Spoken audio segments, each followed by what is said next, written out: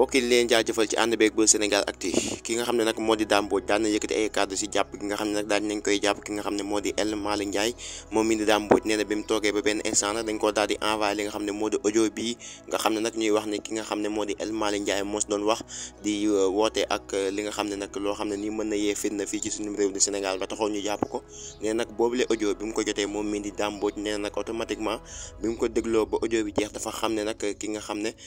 mooy wax si audio bi nekkut El Malick Ndiaye mi nga xam ne nag moom lañ wax ne moo si doon wax waaye nag moom